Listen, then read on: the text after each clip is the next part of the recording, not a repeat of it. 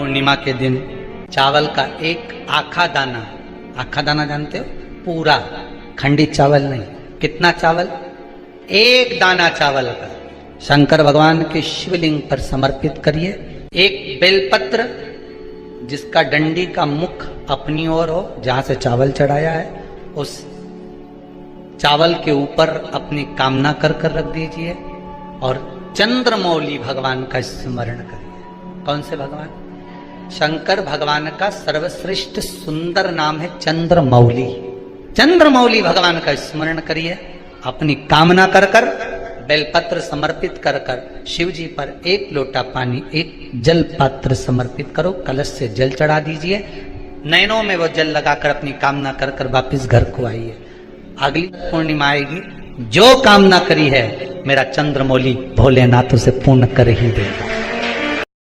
आ गया पूर्णिमा की रात्रि, बड़े से बड़ी बीमारियां, बड़े से बड़े रोग, बड़े से बड़े कष्ट इस पूर्णिमा की रात्रि को छूट जाए। दमे की बीमारी, श्वास की बीमारी, अनिद्रा की बीमारी, रात्रि को जगना, ये सारी बीमारियां पूर्णिमा की रात्रि को अगर व्यक्ति अपने जीवन को सुखमय बनाए, अपने जीवन को आनंदमय बनाए तो सब छूट सकता। पूर्णिमा की रात्रि को पीपल के पत्ते 5 लेकर उसके ऊपर खीर डालकर रात्रि को खा लेने से महाराज दमे की बीमारी, श्वास की बीमारी रुक जाती है, वो बीमारी बढ़ती नहीं है, उससे कष्ट नहीं होता। जिन बच्चों के नेत्र कमजोर होते हैं, रोशनी कमजोर होती है, पूर्णिमा के दिन रात्रि को 12 बजे भगवान चंद्रदेव का दर्शन कराइए।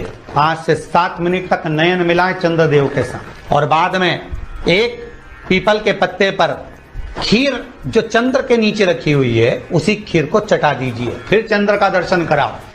3 वृक्ष पितरों के तुल्य हैं। पहला पीपल, दूसरा बटवृक्ष, तीसरा बेलपत्र का। बेलपत्र का कभी अनायास श्राद्ध पक्ष में आप कुछ भी ना कर पाए, कुछ भी ना कर सकते हो तो एक पत्ते के ऊपर कोई सा भी पत्ता ले लो, चाहे पान का ले हो, कोई पीपल का ले हो, कोई भी पत्ते के ऊपर एक पूड़ी, थोड़ा मीठा थोड़ा नमकीन रखकर अपनी कामना कर अपने पूर्वजों के लिए इन 3 वृक्ष के नीचे 16 श्राद्ध में किसी भी एक दिन आप वो भोजन को रखकर आ जाइए। अपनी कामना कर सुख का अनुभव होगा, पितरों को शांति मिलेगी। एक जट्ठा और मट्ठा की कथा हमने पहले कही है, वो भी हमारे पेज पे डली हुई है, आप उस पे से निकाल कर सुनना। उसमें भी हमने व्याख्यान वर्णन करा जट्ठा मट्ठा की कथा। 3 वृक्ष पितरों के तुल्य हैं, 3 पक्षी पितरों के तुल्य हैं, कौवा, हंस और गरुड़। एक कौवा और एक श्वान, कुत्ता, ये 2 ऐसे होते हैं जिनको 20 मिनट पहले, आधे घंटे पहले, 1 दिन पहले, 24 घंटे पहले, 48 घंटे पहले क्या होने वाला होता है कौवे को और श्वान को भान हो जाता है। क्यों? क्योंकि ये यमलोक में जहां यमराज निवास करते हैं, श्वान और कौवा उस स्थान का भाग ग्रहण करते हैं और इनको ये ज्ञान पूर्व से यमराज से प्राप्त होता रहता है। एक कौवा एक श्वान, कोई घटना घटने वाली होती है तो कुत्ता रोने लगता है, कोई घटना घटने वाली होती है तो कौवा आकर बैठ जाता है, कोई आ रहा है तो कौवा आएगा, कोई भाव सूचक है तो कौवा आकर बैठेगा। दरवाजे पर कैसे, उसका भी भान है, अटारी पर कौवा कहाँ बैठा है, दरवाजे पर कौवा कहाँ बैठा है, किस स्थान पर कौवा विराजमान है, उसका भी भाव हमारे शास्त्र में वर्णन है। 3 पक्षी, 3 वृक्ष पितरों के तुल्य हैं। पक्षियों में कौवा, हंस और गरुड़, ये पितरों के तुल्य, जो अधोगति में मर जाते हैं, जिनको पिंड नहीं मिलता, तर्पण नहीं होता, ब्राह्मण का भोज नहीं मिल पाता, जो मर जाते हैं, जिनका अंतिम संस्कार तक नहीं होता, जिनकी गति बिगड़ जाती है, ऐसे जीव कौवे के अंश में प्रकट होते हैं, जो पूर्ण फल लेकर जाते हैं। पितृलोक में जगह नहीं होती, बैकुंठ में जगह नहीं होती, कहीं अगर जगह नहीं है देवलोक में तो इनको कौवे के अंश में, गरुड़ के अंश में या हंस के अंश में डाल दिया जाता है। महाराज फिर अगला वर्णन किया, 3 पशु, कुत्ता, गाय और हाथी, ये पितरों के तुल्य होते। शिव महापुराण की कथा कहती है अगर श्राद्ध पक्ष में गया नहीं जा सकते तो गाय के मुख में गयासुर ने वर दिया था कि गाय के मुख में अगर कोई गया नहीं आ पाएगा तो गयासुर 16 दिन गाय के मुख में निवास करेगा। और गाय के मुख में श्राद्ध के समय पर अगर कोई रोटी देगा, श्राद्ध के समय पर जो भाग देगा उसको गया जी में पिंड करने का पुण्य फल प्राप्त होगा। ये गयासुर का वर गौ माता के लिए था। तो गाय के मुख में 16 दिन तक गया क्षेत्र का पिंड का भाग प्राप्त होगा। कुत्ता, गाय और हाथी। स्वान को रोटी क्यों देते हैं? क्योंकि स्वान पितरों को अपना भाग प्रदान कर देता। स्वान रखता नहीं है, चुका देता। फिर 3 जलचर है महाराज जो पितरों के तुल्य हैं, मछली, कछुआ और नाग। पिंड जो बनाया जाता है वो पानी में दिया जाता है। मछली जिसको पाती है वो पितरों को प्राप्त होता है। कछुआ श्रावण के इस 16 श्राद्ध के अंतर्गत कछुआ यदि आपके दिए हुए भाग को पा लेता है तो वो जीव उसी समय पर तर जाए। और महाराज नाग, वो भी पितरों के तुल्य माना। इन 3 पितरों के क्रम का वर्णन किया गया है। तो ये सृष्टि की जितनी नदियां हैं, पृथ्वी पर जितनी नदियां विद्यमान हैं, जितने तालाब, जितने सरोवर, जितने कुंड, जितने विराजमान हैं, उन सारे तीर्थों का जल जब आप घर से लेकर निकलते हो तो तीर्थ का संपूर्ण जल आपके कलश में आ जाता है।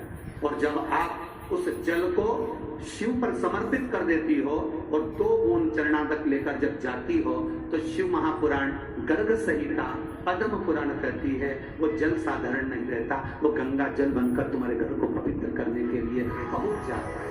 वो पवित्र गंगा जल बन जाता है, उसको लेकर प्रवेश करता, उसको लेकर पहुंच।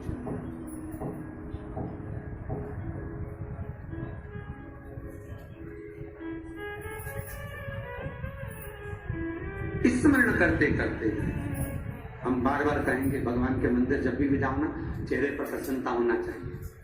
किसी से मिलने जाओ ना, चेहरे पर अगर प्रसन्नता नहीं और ऐसी पहुंच गए ना तो श्रेष्ठता नहीं मानी चाहिए। तुम तुम्हारी बहन के घर जाओ, सती मैया जलकर भस्म क्यों हुई? माता सती के भस्म होने का कारण क्या था? सती को पिता पर जितना क्रोध आया उससे ज्यादा क्रोध सती माता को अपनी बहनों पर आया कि मेरी इतनी बहन, ये 60 की 60 बहन मेरे सामने खड़ी रही और मैं आई तो प्रेम से मुस्कुराई तक नहीं, चेहरे पर प्रसन्नता नहीं थी। सती मैया को अगर क्रोध आ रहा है, सती मैया अगर जलकर भस्म हो रही है तो केवल एक पिता के कारण नहीं, सती माता के जलकर भस्म होने का कारण पूरा परिवार था। आप किसी के यहाँ जाओ और कोई के यहाँ पहुंचे और जाते से ही आप उस पहुंचे और कहा जी राधे राधे, जय श्री कृष्णा, हर हर महादेव, श्री शिवाय नमः तुभ्यम, ओम नमः शिवाय, आपने बोला और उसके चेहरे पर प्रसन्नता नहीं आया तो ऐसे घर में जाने से कोई फायदा है? प्रसन्नता नहीं। और आप किसी के यहाँ जा रहे हो तो आपके चेहरे पर भी प्रसन्नता होना चाहिए, सामने वाले को तो हो, आपके चेहरे पर। मंदिर में जब जब जाएं, गुरु के दरवाजे पर जब जब जाएं, परमात्मा के चरणारविंद में जब जब जाएं, माता पिता के चरणों में जब जाएं, घर के बुजुर्गों के पास जब जाएं तो तुम्हारे चेहरे पर प्रसन्नता होना चाहिए। अगर मनुष्य की देह मिले ना, अपने क्षेत्र में रह रहे हो ना, अपने नगर में, अपने शहर में, अपने गांव में, अपने प्रदेश में, अपने देश में रह रहे हो तो थोड़ा थोड़ा अच्छा करते हुए चलना तो जिंदगी में कोई ना कोई हाथ पकड़कर बाहर निकाल देगा। अगर दुख देते रहोगे तो कोई नहीं निकाल। आप सत्कर्म करते रहो, भजन करते रहो, कीर्तन करते रहो, अपने परिवार को चलाओ, मना नहीं, परिवार को पालो, मना नहीं, परिवार को संभालो, मना नहीं, पर अच्छे कर्म करते करते संभालो। आप में से कितने लोग हैं जो शंकर जी के मंदिर में जाकर चंदन की 3 उंगलियां शिवलिंग पर घुमाते हैं? तो ये 3 उंगली घुमाने का फल क्या है? तो आपको लगेगा भगवान शंकर को त्रिपुंड लगाना है। जब कोई पुरुष, नारी या बच्चा अगर चंदन लेकर गया है, अष्टगंध लेकर गया है, या जल चढ़ाने के बाद चंदन भी नहीं है, अष्टगंध भी नहीं है, लाल चंदन भी नहीं है, और मात्र उंगली से 3 लाइन खींचता है, उसका मतलब त्रिपुंड लगाना नहीं होता। उसका मतलब होता है कि उसने एक पार्थिव शिवलिंग का निर्माण कर पूजन कर ली है।